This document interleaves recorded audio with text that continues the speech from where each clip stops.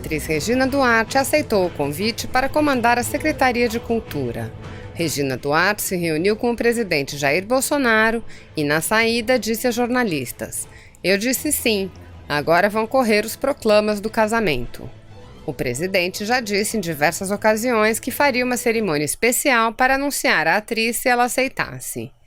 A ministra da Mulher, da Família e dos Direitos Humanos, Damares Alves, deu as boas-vindas à atriz dizendo: "Bem-vinda, Regina Duarte, ao time Bolsonaro.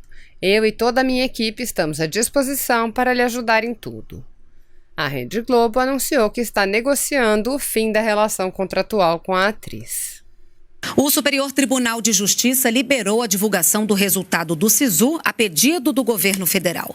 Desde ontem, a lista já pode ser acessada na internet. Vamos saber os detalhes desse assunto com a repórter Luciana Colares de Holanda. Ela está no Palácio do Planalto. Oi, Lu, bom dia. Oi, Renata, bom dia para você que acompanha a TV Brasil. É isso mesmo. A divulgação estava suspensa por uma decisão do Tribunal Regional Federal da Terceira Região por conta de inconsistências na correção de cerca de 6.000 provas. O governo recorreu ao Superior Tribunal de Justiça, que liberou a divulgação do SISU, e ontem mesmo a lista já estava publicada. As notas do Enem são usadas pelos estudantes para fazer a inscrição no SISU e concorrer a vagas em universidades públicas de todo o país. E olha, também já estão abertas as inscrições para o ProUni, o programa que garante bolsas nas universidades privadas. E por causa desse atraso na liberação do SISU, as inscrições no ProUni vão até sábado e não mais até sexta, ou seja, os estudantes ganharam um dia a mais aí para concorrer. E agora uma outra notícia é que o governo vai chamar servidores aposentados para reduzir as filas no INSS. Essa é uma das medidas anunciadas pelo secretário especial da Previdência, Rogério Marinho, para resolver esse problema. Mais de 1.000 aposentados devem reforçar o trabalho. E o secretário também anunciou mudanças no comando do INSS. Quem traz essas informações é a repórter Márcia Fernandes. Além dos militares, vai ser possível também a contratação de civis para atuarem no atendimento e na análise de pedidos do INSS. Terão prioridade os 1.500 servidores do INSS que se aposentaram recentemente. Uma medida provisória vai detalhar essa contratação. Assim como os militares, os civis devem receber um aditivo de 30% ou de cerca de R$ 2.100. O governo federal estima que essa contratação deve custar de 13 a 15 milhões de reais ao mês. O governo federal também anunciou mudanças na direção do INSS. Deixa a presidência do Instituto Renato Vieira e assume Leonardo Rolim, atual secretário de Previdência. E entendemos que estamos trazendo alguém que tem uma capacidade operacional, que tem conhecimento técnico que todos vocês conhecem em relação à Previdência, né? Tem uma relação eu diria até estreita com o funcionário do INSS, com o corpo técnico do INSS, com todo o setor previdenciário. A Organização Mundial de Saúde recomendou a investigação de qualquer caso suspeito de coronavírus procedente da China. O Brasil não registra casos da doença. Existem 3 pacientes sendo monitorados pelas autoridades de saúde brasileiras. Além de uma jovem de Belo Horizonte, passaram a ser acompanhados mais 2 casos, um em Porto Alegre e outro em Curitiba. Os pacientes, segundo o Ministério da Saúde, se enquadram na definição de casos suspeitos da doença por apresentarem sintomas como febre, tosse, dificuldade de respirar e histórico de viagem nos últimos 14 dias para a China. A orientação é que viagens para o país asiático só sejam feitas em casos de extrema necessidade. O Brasil segue as recomendações da Organização Mundial da Saúde e nesta terça-feira o país entrou numa nova classificação de risco em uma escala de 3 níveis, perigo eminente. Segundo o ministro da Saúde, o foco principal hoje é a vigilância e o monitoramento que já vem sendo feito vai ser ampliado. O nosso foco principal nessa fase de perigo é a vigilância. A principal mudança é todo e qualquer paciente oriundo da China. E se nesses países onde você começa a ter casos, como você começou a notificar casos na Alemanha, caso Singapura, Japão, enfim, ali na península, na França, se eles começarem a ter transmissão sustentada, a gente aumenta na vigilância para esses países também. O Brasil já tem capacidade de identificar o vírus geneticamente. O laboratório referência para a detecção do coronavírus é o da Fundação Oswaldo Cruz. Em todo o país, portos e aeroportos têm recebido atenção especial e passageiros de voos e navios internacionais são informados sobre os cuidados que devem ter ao entrar no Brasil. O momento é um momento de tranquilizar a população brasileira. Nós não temos hoje nenhum caso sustentado, circulação dentro do Brasil. Ainda sobre o coronavírus, a Anvisa, a Agência Nacional de Vigilância Sanitária, promoveu um encontro com representantes de companhias aéreas no Rio de Janeiro. Unir esforços para tentar impedir a entrada do coronavírus no país. Esse é o objetivo dos técnicos da Anvisa, a Agência Nacional de Vigilância Sanitária, que se reuniram com representantes de companhias aéreas que operam no Aeroporto Internacional do Galeão, no Rio de Janeiro. Durante o encontro, foi apresentado um levantamento sobre o avanço do coronavírus no mundo e divulgadas ações que devem ser adotadas para identificar casos de passageiros contaminados que podem entrar no país. Integrantes da Polícia Federal, da Receita Federal e das Secretarias de Saúde do Estado e do município do Rio também participaram da reunião. O aeroporto do Galeão é o segundo terminal do Brasil que mais recebe passageiros chineses, ficando atrás apenas de Guarulhos, em São Paulo.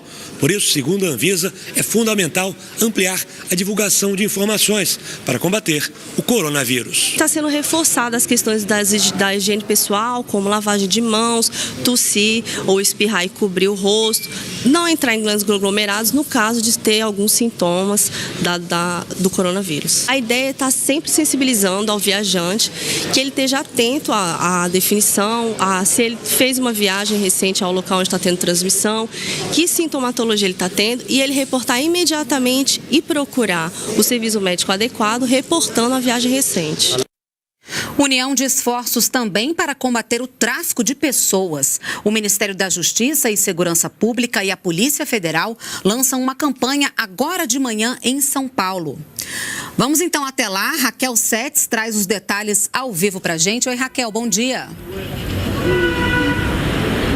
Bom dia, Renata. Bom dia a todos. A ideia dessa campanha é conscientizar a população em geral sobre o problema do tráfico de pessoas. Bom, e como isso vai funcionar? A partir de hoje, os passaportes emitidos aqui em São Paulo, no Distrito Federal e em outros 6 estados brasileiros vão vir com um folder informativo. Esse material traz, por exemplo, orientações preventivas, como, por exemplo, sempre desconfiar daquelas ofertas de trabalho no exterior que aparecem de repente com uma remuneração muito alta. Esse material também traz informações sobre como identificar possíveis vítimas do tráfico de pessoas junto com os canais de denúncia. Ao todo, 495 mil impressos serão distribuídos. Além do Distrito Federal, participam dessa ação os estados de São Paulo, Rio de Janeiro e Minas Gerais por causa do alto volume de emissão de passaportes, Goiás e Ceará por causa do número de denúncias envolvendo o tráfico de pessoas e, por fim, Amazonas e Pará, porque são estados do norte, então tem aquela questão da imigração venezuelana. Renata? Tá certo, Raquel, obrigada pelas suas informações direto de São Paulo. E olha, o Aeroporto Internacional de São Paulo, em Guarulhos, o maior do país, chegou à marca histórica de 43 milhões de passageiros em 2019. O volume é o maior registrado nos 35 anos de operações do terminal. O levantamento considerou o número de embarques e desembarques. Segundo a concessionária que administra o aeroporto, a meta para 2020 é continuar investindo na melhoria da infraestrutura, além de estudar a demanda para novos destinos. O vice-presidente Hamilton Mourão se prepara para o trabalho que vai desenvolver no comando do Conselho da Amazônia. Nesta terça-feira, ele deu uma olhada na tecnologia usada para monitorar a região. A visita ao Centro Gestor e Operacional do Sistema de Proteção da Amazônia, Sensipan, foi uma oportunidade para conhecer de perto a atuação do Serviço de Monitoramento Territorial e Ambiental da Amazônia. O vice-presidente Hamilton Mourão, acompanhado do ministro da Defesa, conferiu na sala de controle uma apresentação da atuação do Sensipan, que faz o monitoramento da região da Amazônia Legal e produz informações quase em tempo real. Trabalho que será aliado ao do vice-presidente, que recebeu a missão de comandar o Conselho da Amazônia. E o presidente Jair Bolsonaro se uniu ao vice-presidente e ao ministro da Defesa para tratar do Conselho da Amazônia. Um decreto será editado com a descrição das atividades desse conselho. Está sendo ultimado o decreto aí daquele Conselho da Amazônia para a gente se antecipar aos problemas que todo ano acontece.